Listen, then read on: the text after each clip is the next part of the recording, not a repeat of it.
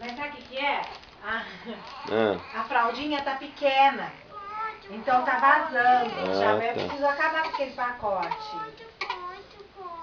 Não tá do avesso aí a blusinha? A blusa parece estar de lado. Tá do outro lado, é. Da vez não, tá de trás pra diante.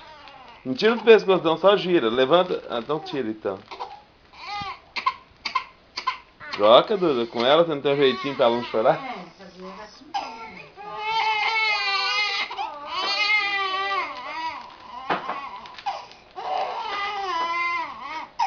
negócio de colocar roupa. Já percebeu isso?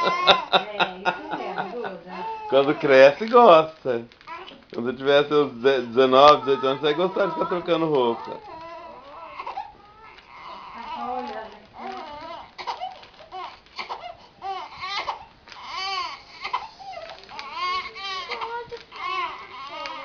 Hoje é dia 17 de novembro de 2012. 18 de novembro de 2012?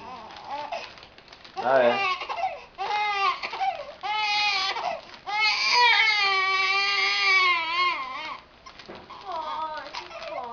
Você tirou o pano do carrinho aí?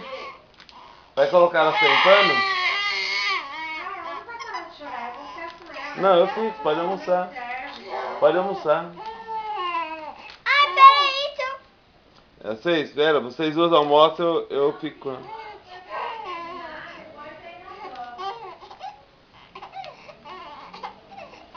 Tá gostando da Duda te trocar? Tá?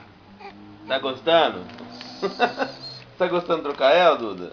Tô. Tá, então vem trocar todo dia agora. Eu não tô aqui todo dia.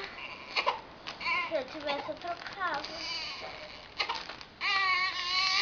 Oh, meu Deus.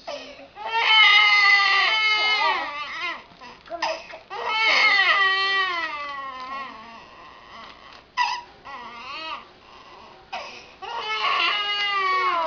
Pega ela.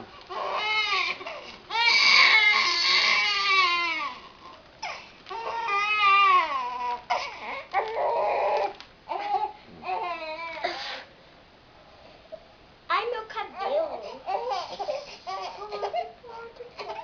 Levanta, a Nina ela em pé.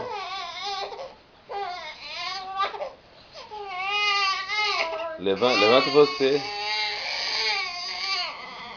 Nina ela em pé.